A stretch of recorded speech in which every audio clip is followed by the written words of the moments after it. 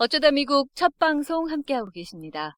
저도 어쩌다 보니 미국에 와서 이렇게 살고 있지만, 전 세계 흩어져 살고 있는 많은 한인분들한테 어쩌다 이국 땅에서 살게 되셨는지 물어보면 아마 저마다 다 이유가 있을 겁니다. 그래서 저희는 그런 분들의 이야기를 담고 싶고 또 함께 공감하는 방송이 되고 싶어서 시작하게 됐어요. 우리들의 이야기를 한국에 계신 분들이 듣고 함께 공감할 수 있다면 더 큰 시너지를 내고, 그래서 작은 변화라도 우리가 만들어낼 수 있다면 거기에 큰 의미가 있지 않을까 싶습니다. 많은 기대해 주시고요. 그런 의미에서 저희 개국방송 첫 게스트로는 어떤 분이 적당할까 많은 고민을 했습니다. 지난해 박근혜 최순실 사태를 시작으로 촛불혁명을 거치면서 사실 이번만큼 한국 해외 할 것 없이 한국인들을 한마음 한뜻으로 묶어준 일이 있었을까라고 많은 분들이 느끼셨을 것 같아요. 그만큼 민주 시민 의식이 많이 성숙해지고 또 많은 변화도 있었던 게 사실인데, 어찌 보면 이 촛불혁명의 시작, 그리고 지난 정권에 대한 국민들의 심판이 아마 여기서부터 시작되지 않았을까라는 생각이 들어요. 바로 지난 2014년 4월 16일 국민들을 충격에 빠뜨렸던 바로 그 사건이죠. 300여 명의 사람들이 세월호와 함께 바다에 가라앉았던 일.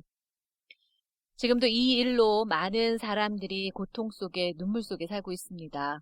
해외 동포들 역시 세월호 진상규명을 위해서 많은 노력과 관심을 가졌던 일인데요.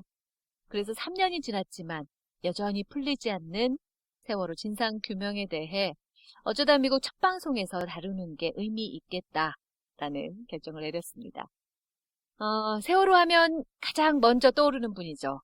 그동안 세월호 진상조사를 위해서 많은 활동을 하셨고 또 세월호 유족들을 여러모로 도와주셨던 분, 바로 더불어민주당의 박주민 의원입니다. 만나보겠습니다. 안녕하세요, 의원님. 예, 안녕하십니까. 이렇게 저희 개국방송 첫 인터뷰에 응해주셔서 감사합니다. 예, 감사합니다. 예. JNCTV 좀 생소하시죠? 처음 들어보셨을 텐데. 예, 예. 예. 전 세계에 계신 해외 동포들의 힘으로 만들어갈 방송이고, 오늘 이렇게 특별히, 첫 개국 방송으로 시작하게 됐습니다. 새롭게 출발하는 저희 방송에 먼저 응원 말씀 부탁드릴게요.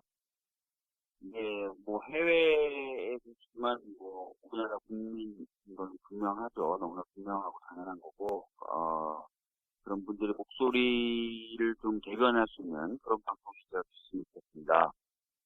예.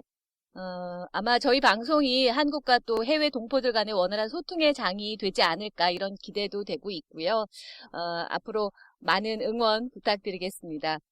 박근혜 최순실 사태를 겪으면서 결국 이제 정권 교체까지 이뤄낸 게 바로 국민들의 힘 아니겠습니까? 특별히 해외 동포들도 예, 이번 그 정권 교체 많은 관심과 의지가 있었던 거 아실 텐데요. 이 앞으로는 더 많은 해외 동포들이 한국 정치에 그만큼 관심도 많이 갖고 적극적으로 참여하지 않을까 싶어요. 그게 또 저희 방송이 출발하게 된 이유이기도 하고요. 이런 현상에 대해서는 어떻게 예. 보세요? 아까도 말씀드렸지만, 너무나 당연한 겁니다. 해외에 계시지만 우리나라 국민이시고, 또 당연히 그렇기 때문에, 어, 우리나라에서 벌어지고 있는 일에 대해서 관심을 가져주셔야 되고, 또 필요하다면은 여러 가지 의견도 말씀해 주셔야 된다고 생각합니다. 예. 그만큼 또 해외 동포들의 이런 의견이나 그런 것들이 많이 반영이 될 기회도 생길 테고, 그만큼 목소리도 좀 높아지겠죠? 그렇습니다. 뭐 아시다시피 이번 대선에도 재외국민분들의 투표가 가능했죠. 앞으로 모든 선거에서 재외국민분들의 투표가 가능할 거기 때문에 예. 점점 더 많은 정치 참여, 또 정치에 대한 관심이 필요한 상황입니다. 예, 맞습니다. 뭐, 이번 진짜 대선에서 투표율도 많이 높았었고, 또 정권 네. 교체하는데 해외 동포들의 힘이 또 만만치 않게 영향력을 미치지 않았나 이런 생각이 듭니다. 박 의원님을 이렇게 저희 개국방송 첫 게스트로 모신 이유는 알고 계시죠? 아무래도 해외 동포 분들은 다른 문제에도 관심이 많으시겠지만 세월호 관련된 문제에 관심이 많으실 것 같습니다. 그래서 아마 맞습니다. 저를 소개하신 겁니다. 예. 처음 세월호가 침몰했을 당시에 해외 동포들이 참 많이 안타까워했고, 광고비를 모금 운동을 해가지고 뉴욕타임즈에 광고를 싣기도 했고, 여러 집회들을 했고, 이런 활동들 많이 알고 계시죠? 예, 알고 있습니다. 저도 그 해외 각국의 그 세월호 활동하시는 분들과 같이 또 세월호 가족분들과 함께 그 텔레그램 방을 만들었는데 거기 아, 예. 텔레그램 방에 제가 안에 들어가 있어요. 그래서 아, 각국에서 어떤 활동을 하시는지는 제가 늘 있습니다. 예, 예. 뭐 미국뿐만 아니라 세계 곳곳에서 여전히 지금도 집회를 하고 계시더라고요. 맞습니다. 예. 예. 자, 그럼 본격적으로 세월호 관련해서 좀 얘기를 나눠보겠습니다. 먼저 그 현재 세월호 선체 조사가 한창 진행되고 있잖아요. 현재 어느 정도 진행된 상태인지 좀 궁금하거든요. 예, 많은 분들이 아시겠지만 지금 질 부분이나 이런 부분에 대한 1차 수색은 다 마쳤고요. 2차로 그 화물칸 부분에 대한 수색을 하고 있습니다. 그래서 화물칸에 실려 있었던 차량들의 경우는 빼낸 상태고 최근에는 철근이 발견이 돼서 철근이 많이 실려 있었다라고 했었던 뭐 특조위 조사라든지 또 여러 진단 입장이 사실로 좀 증명되고 있는 상황입니다. 예. 그 미수습자 유해 발굴은 어느 정도나 진행됐어요? 최근에는 좀 속도가 좀 더뎠죠. 네. 거기다가 화물칸에서 그걸로 보이는 뼈들이 수습이 됐습니다. 근데 다만 아직까지 DNA 조사가 맞지 않아서 어느 부분인지는 아직까지 확인이 되진 않은 상황입니다. 네. 이 세월호 선체 조사위는 언제까지 활동을 하게 되는 겁니까? 선체 조사위 활동은 대략 6개월 정도 활동한다고 생각하시면 될 것 같습니다. 예. 예. 지금 어느 정도나 남아 있는 거죠? 정확히 남아있는 일선인 기억을 보시는데, 이렇게 한 4개월 가깝게 음, 활동기간이 여전히 남아있는 상황입니다. 예. 음, 알겠습니다. 뭐 앞으로 계속해서 조사가 이루어지면서 더 많은 또 사실들이 드러나게 되겠죠? 네, 맞습니다. 일단은 뭐, 선체의 상태라든지, 그것을 통해서 추정해 볼 수 있는 침몰 원인은 선체조사위원회에서, 조사를 하고 있으니까, 뭔가 좀 새로운 사실이 드러날 거고요. 그리고, 많은 분들이 궁금해하시는 그 청해진, 세월호와 국정원의 관계에 대해서는 국정원에 설치되어 있는 적폐청산 TF, 요즘에 뭐 국정원 댓글 사건 관련돼서 여러 가지 폭로를 하고 있는데요. 예. 그 부분에서 맡아서 좀 조사를 하고 있고, 아, 또 11월 중순에는 다 아시겠지만 작년에 발의돼서 신속하게 안건을 지정됐던 제2국교를 건설할 법이 통과 예정되어 있습니다. 음, 11월 중순 이후부터 제2기 특조위가 활동하게 되면서 또 진단지망을 하게 됐습니다. 특조위 시행 관련해서 말씀을 하셔서 이 관련해서 조금 더 여쭤보고 싶은 게 그 사회적 참사 진상 규명 및 안전사회 건설 등을 위한 특별 법안 이걸 말씀하시는 네, 거죠? 맞습니다. 예, 예. 맞습니다. 예. 많은 분들이 이제 박주민 의원님께서 법안을 발의했다는 건 알고 있는데 그 내용에 대해서는 좀 자세히 모르고 계시는 분들이 많으실 거거든요. 먼저 좀 설명을 해주시겠어요? 이 법안은 이제 방금 말씀드렸던 것처럼 세월호 참사에 대한 진상 규명을 하도록 되어 있는 법이고요. 네. 거기에 아울러서 최근에 다시 또 얘기가 많이 되고 있는 가습기 살균기 피해 사건도 진상 규명을 하도록 되어 있습니다. 아, 총 활동 기간은 3년으로 되어 있고요. 예. 전에 없이 좀, 긴 기간입니다. 1년에다가 그 그렇죠. 1년을 더할 수 있어서 한 4년까지 활동을 할 수 있고, 어, 특검을 또 필요하면은 요청할 수 있는데, 과거 1기의 경우에는 특검을 요청하면 국회가 그 특검을 받을 거냐 말 거냐, 또 특검에 관련된 의결을 할 거냐 말 거냐가 국회의 자율적 판단에 맡겨질 때는 지금 이 법은 특검에 관련된 요청을 하면 국회가 무조건 의결을 하도록 되어 있어서 아, 강제력이 있고요. 그 다음에 예. 특검을 무제한 발동할 수 있게 되어 있습니다. 그리고 특검을 누구가 할 것인지도 특조위에서 지정을 할 수 있게 되어 있기 때문에 예. 굉장히 정치적으로 공익적인 사람을 특검으로 만들 수 있는 그런 힘을 갖고 있는 특별위원회가 만들어질 것입니다. 그러면 지난 2015년에 시행됐던 세월호 특별법에서 그러니까 기소권이나 수사권 같은 게 다 포함이 된다는 말씀이신가요? 그러니까 일기 특조위의 경우에 기소권과 수사권을 주는 방식을 특검 요청 권한이라는 방식으로 습니까 예. 그런데 이게 특검 요청 권한은 좋지만 특검을 요청하면 국회가 그 의결을 국회가 알아서 해야 돼요. 알아서 하는 그렇죠. 법이 있어요. 네. 그러니까 국회가 안 해버렸어. 네. 그런데 이 특조위 이 관련된 법은 특조위에서 특검을 요청하면은 국회가 무조건 의결하도록 되어 있습니다. 아, 일기 특조위는 특검을 2번 요청할 수 있는데 음, 이번에는 그걸 무제한으로 요청할 수 있습니다. 예. 그러면 이 법안이 통과가 되면 이거는 특조위 출범에 대해서는 국회 동의를 얻을 필요가 없다. 무조건 시행을 해야 된다. 이런 말씀이시네요. 네, 특검을 요청하면 국회가 정해진 기간 내에 표결을 해야 되고요. 예. 또 아까 말씀드렸던 것처럼 그 요청 횟수가 무제한이고 게다가 네. 더 나아가서 특검을 누구로 하면 좋을지도 특조위가 의견을 내서 후보로 지명할 수 있게 되어 있습니다. 강력한 그러니까 법안이라는 생각이 듭니다. 박영수 특검 같은 특검을 무제한으로 한다 이렇게 생각하시면 될 것 같아요. 알겠습니다. 그런데 중요한 건 뭐 11월에 이제 상정이 될 텐데 이게 통과가 되느냐 마느냐의 문제거든요. 여소야대 상황에서 어떻게 예상하세요? 신속처리 안건을 지정을 했을 당시 이미 국민의당과 정당은 동의를 했던 거거든요. 이 법안에 대해서. 네.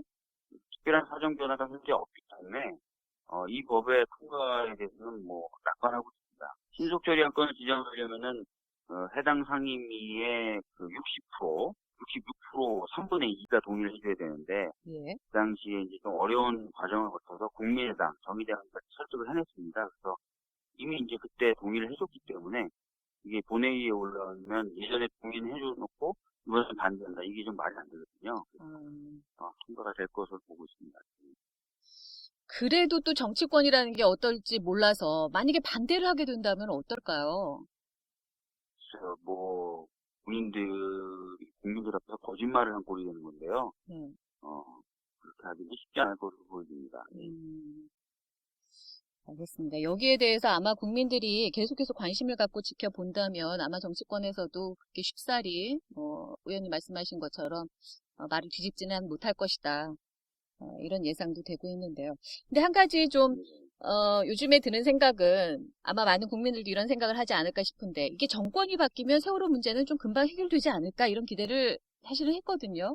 근데 이렇게 뭐 특별법 네. 통과도 사실 지난해에 발의를 하셨지만 아직까지 통과되지 않고 있는 상황이고 뭐 신속처리 안건이라는 것이 예. 상당히 기간을 필요로 하는 겁니다. 그리고 아, 아시다시피 이제 문재인 대통령이 당선이 됐다고 해서 국회 의석 배분 비율이 달라지는 건 아니거든요. 그렇기 때문에 국회에서 입법이라는 것에 대해서는 상황적으로 변한 건 없습니다. 신속처리 안건을 지정할 수밖에 없었던 이유에 대해서는 잘 아실 거예요. 지금 야당이 된 자유한국당이 반대를 하는 상황에서는 국회선진화법상 본회의에 어떤 안건을 상정하려면 두 가지 요건밖에 없습니다. 하나는 의장이 직권 상정하든지 아니면 신속처리 안건을 지정하는 방법밖에 없었는데 의장의 직권 상정 부분은 저희들이 시도하고 실패했고 그럼 나머지 하나의 방법은 신속처리 안건 지정밖에 없었습니다. 근데 신속처리 안건 지정이라는 건 아까 설명드렸던 것처럼 일정한 기간을 두도록 되어 있습니다. 법에. 네.